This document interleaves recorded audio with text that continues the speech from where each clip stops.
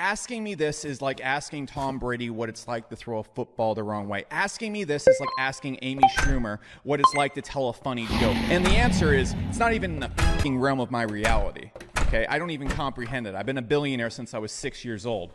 That being said, what I want to do in this video is not so much tell you how to get rich, but tell you how to avoid the mistakes that will prevent you from getting rich. What I want to do in this video, and before I get going, look, I know you want me to get to the actual steps, and if you go to about minute 3:34, we'll actually get the steps, but please give me a few minutes to intro this, because if you don't understand how this works, you're not going to understand how to apply it. And by all means, if you don't have 5 minutes of patience, that's great, but if I had known this when I was in my 20s, this would have made me tens of millions, maybe hundreds of more millions of dollars by the time I was 30.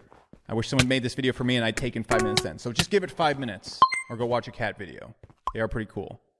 They don't have a good ROI. So watch this video instead. It's kind of give you my highlight reel in my 20s that allowed me to become very successful at first, but then it stopped me from becoming way more successful. And I want to cover all the mistakes I made, because if you can avoid these mistakes when you're 20, man, if I avoided these mistakes, I think I'd be worth $100 million right now. Spoiler alert, I'm not actually a billionaire, for like the 2 people in the comment section who are like, he's not a billionaire. Jokes. They go over your head. And while I was able to have my first $1 million year when I was about 23 years old, I made so many mistakes that stopped me from growing. And so I want to talk about this in this video. Your 20s are dangerous. They're very dangerous because you have more energy and more creativity than you will ever have in your entire life. But you also have an excess of stupidity and confidence in said stupidity. And in fact, you're not even aware of it. You're like a race car driver who's driving around the track drunk and doesn't even realize that they're drunk, which you're going to be having tons of fun. You're going to have a ton of energy, but you're also drunk and you don't know it. And the best way to deal with this is to realize that you are drunk and do the thing that you would do, which is really eye the road and be very careful with what you're doing and think ahead of time and realize that you're drunk and counteract it. So let's just dive into it. The first thing you guys are going to ask or think is, well, do I invest in things, rental properties? No. Look, if you're investing in stuff and you're investing in rental properties, doing all this, you have some form of money mastery already. And I really don't know anybody. People are going to freak out in the comments section. I actually hate the whole strategy of, you don't have much money and you're investing not much money and then you're going to slowly compound it into something that's worthwhile. That's great if you can wait till you're like 45. That's not my strategy though. And the strategy you want to have, and my strategy, is you want to have a wealth trajectory kind of like a professional athlete, not the ones that lose all their money. But you get very competent at making money quickly and then you reinvest that money.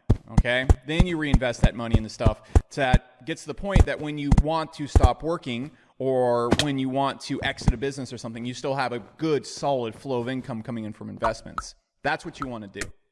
Okay? So you want to be getting good at making money first. So I want to be very clear about that, because I'm not going to be talking about investing in things. I'm going to be talking about the king of the mistakes you will make instead. And the thing in your 20s that will actually hold you back almost exclusively comes down to scarcity and misunderstanding how money works and how it should be deployed. So let me get into this. See, in your 20s, this really weird thing happens where you have this inverse relationship where you think money is scarce, but time is not. It's a weird thing. And it took me actually hitting my 30s to realize how opposite I viewed this. Let me explain. So when you first start making money in your 20s, whether you have a job or you start your first business and start making a lot of money like I did, my view on money was very scarcity mindset. And what I mean by that is the priority was making money first because, well, the goal is to make money, right? And every dollar you get in, you want to stockpile it and you want to increase your profits as much as possible so you can take the money off the table. And so you're very short-sighted with money, and then in turn, you're very short-sighted with your activity. You're always going to be focusing on the things that have the most immediate benefit.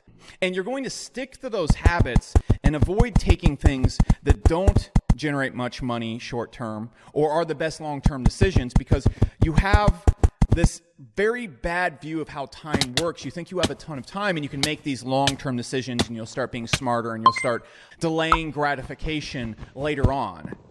Okay? And it's the complete opposite, actually. And this really stems from the fact that you don't actually have a concept of time yet. Look, you just got out of your high school years if you're in your 20s, and that's equivalent to being high on ecstasy for 8 years and in all sorts. It doesn't make sense. You're insane. So you can't really factor that into how life is. It's just a blur. And you've gotten to that point in your life where things are finally kind of clear in your thinking. You can see the world. But because you haven't experienced a lot of time in that state, you don't have any understanding that